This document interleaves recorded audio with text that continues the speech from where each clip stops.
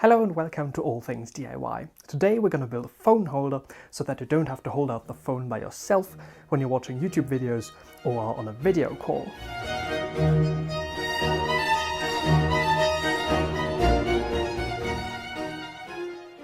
So I have made one before, but I just built this without planning anything. And the result of that was that the center of gravity is way too far forward, and as soon as I put a phone in it, it tips over. So this time around, I made some plans in advance, so hopefully the second iteration will not tip over anymore. And we're going to be making it out of this scrap piece of wood here. So let's get over to the table saw. And as always, we start with marking where the wood needs to be cut. And the saw will only work when it's actually plugged in. And that guide is sticking out way too far.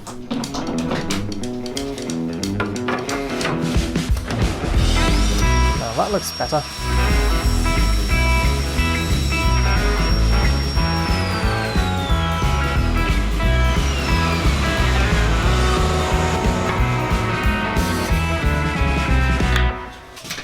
Well, that concludes the easy part of the job, where I've cut out two pieces for the foot to the rough size, but the design of the foot calls for sort of a tapered shape, and that's going to be much more interesting.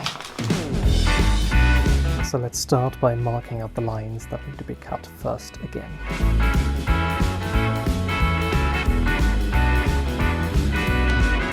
And then let's figure out how the guide needs to be set so that we can cut along those lines. Here I attach a stop block so that the piece of wood stays where it needs to be, and I hold it down with another piece of wood, and that worked quite well. The other direction is a bit more interesting because I can't use a stop block anymore because then the blade would get in the way. So I decided to stick some double-sided tape on the piece of wood and just hold it down like that, and that also worked quite well.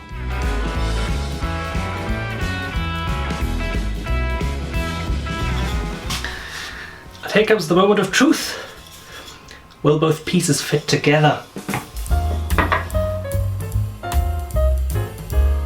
That's not looking too bad, although the end bit is a bit too wide now, so I'm just gonna take it down on the disc sander a little bit.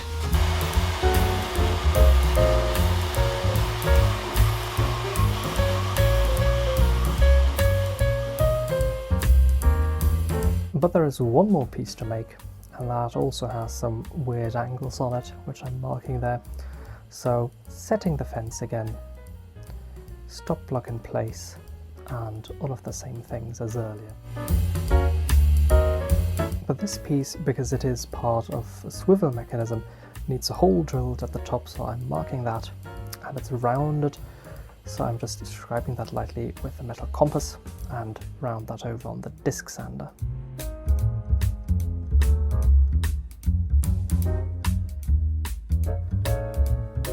But there's one more step to do. Because it is part of that swivel mechanism, it needs to lose half its thickness in a certain area. So I'm figuring out how much needs to be taken off, and I set the blade height correctly. And now we can start notching it out.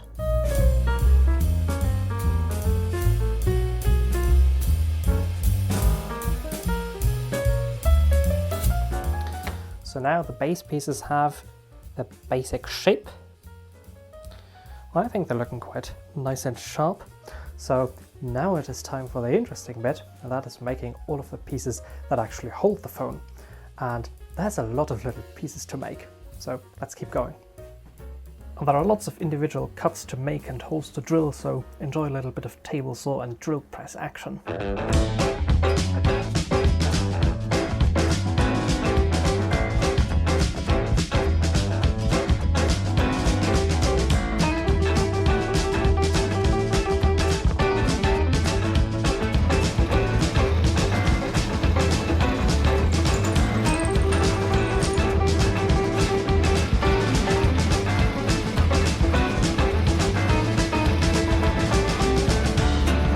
I was just about to mark where I need to cut the relief for the hinge part here, but the pin has disappeared again.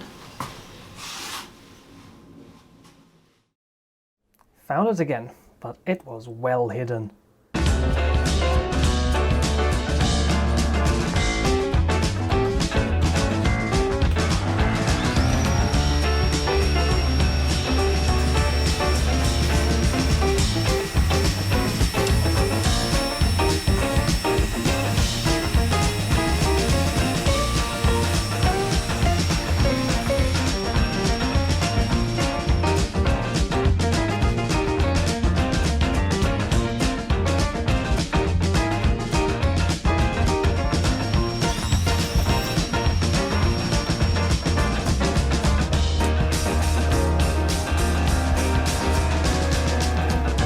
Here I'm creating a hole in the bottom piece that holds the phone so that I can stick the charging cable through.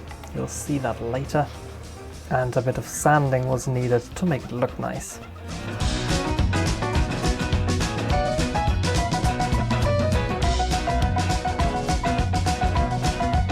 So here we have all of the pieces that are going to make up the phone holder in sort of their rough shape. But they're still a little blocky. So in order to add a bit of visual interest, I'm going to give them a nice 45-degree chamfer at the top of the base and in a few other places. We're going to do that on the router. But in order to be able to do that, we're going to have to glue the bottom piece of the base together first. So let's do that real quick. This glue up is the easiest because there are two parallel sides and we can just clamp it properly. And then scrape off the excess glue, and then we just have to wait till the glue has dried. Which it has now, so that means we can get it out of the clamps and start routing. This router bit has a ball bearing at the top, which functions as a stop and a guide. And depending on how far it sticks out of the router table, that determines the size of the chamfer that we're getting. So let's pop that thing in. I experimented with a few different heights and found one that I think suits the base, so let's go.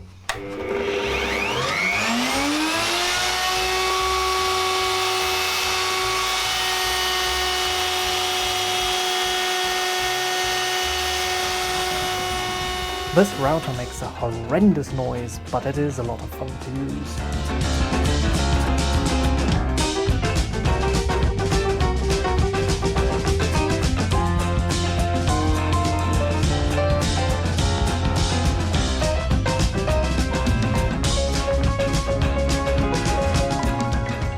Finally, it's assembly time.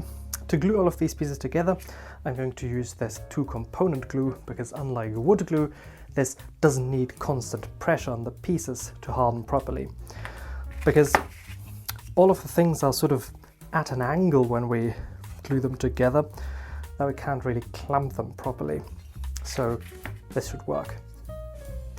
All this glue needs to be mixed properly.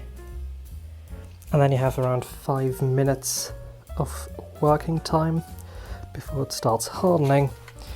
And then it's supposed to be hard in around 20 minutes. That should be mixed well enough. I don't think we need too much of it. Let's make sure that we place that straight and in the middle. That looks good. And I will just have to let that sit like this. The more interesting part is the part that actually holds the phone, because these two guide rails here need to be as parallel as possible so that the middle slider can go up and down. Let's make sure that we use the one with the hole in the bottom as the actual bottom piece. Make sure that sits nice in center.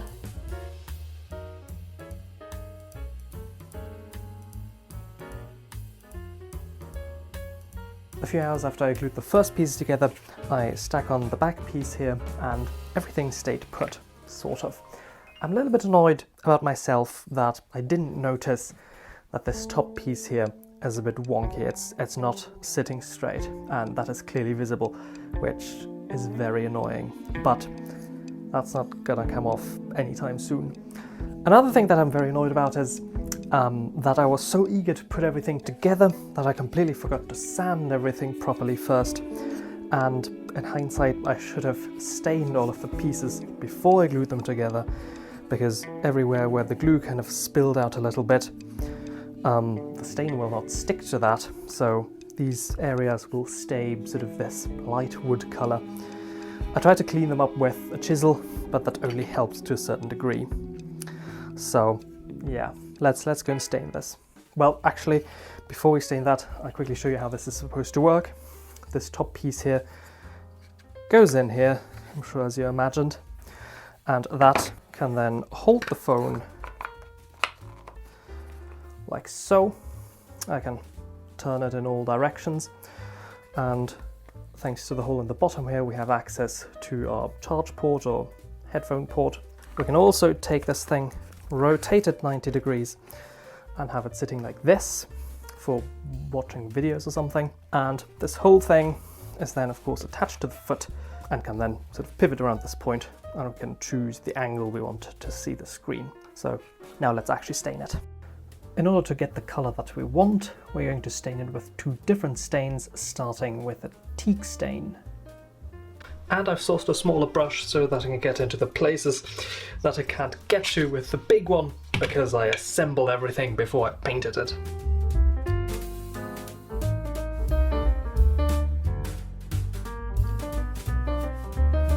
And now let's hope that we can get the desired color with this very red mahogany stain.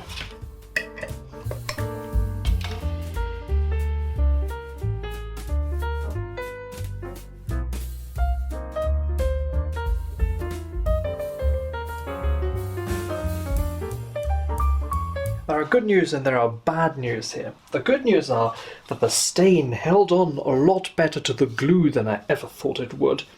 The bad news are that it does look a little sort of patchy in places, but I hope we can mask that with a good layer of high gloss varnish.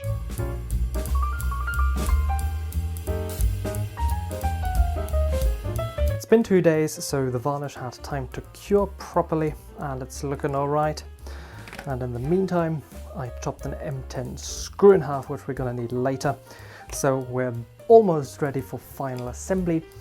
Only thing we have to do is we have to sand down this middle slider a bit, because we applied so many stains and varnishes. That's a bit sticky now, but I expected this to happen, so that's not a problem at all.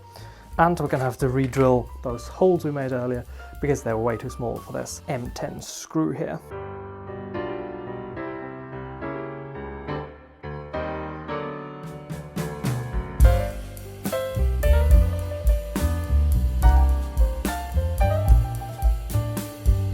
Now let's see. Yeah, that's much better. Right, let's put this thing together. Let's see. That goes in here. That goes on here. That through, that fits. Good. Drilled the right sized hole. Washers go on, and the wing nuts. Come on. There we go. Move it up and down. And if we tighten the wing nuts, oh yeah, that's not going anywhere. So I think that turned out well, at least from a functionality standpoint. It does what it's supposed to do, it holds the phone, and I do trust it doesn't drop it. Well, that would have been embarrassing. So I am well aware of the fact that this might not be the most necessary item in the world, because most phone cases, including this one, come with a built-in prop-up function. So I can just set that like so. But you know, you're limited in your options here. You're limited to watching things horizontally. You can't really prop it up vertically, which is not a problem for this device here. See that? Perfectly safe. And this thing can face downwards, which your normal prop-up function in your phone case probably can't do. And you know, you have unlimited adjustability here, facing downwards right way up to facing into the sky, and all the way back down to basically the same angle, just upside down. You know, whenever you need this function, it's nice to have the adjustability. But yes, here are a few more close-ups.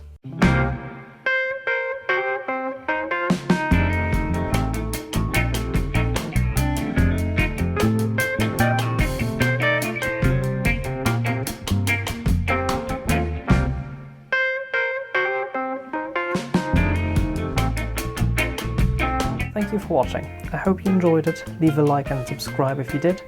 And should you be interested in technical content, go check out my other channel called ATT All Things Technical. The link is in the description. See you next time.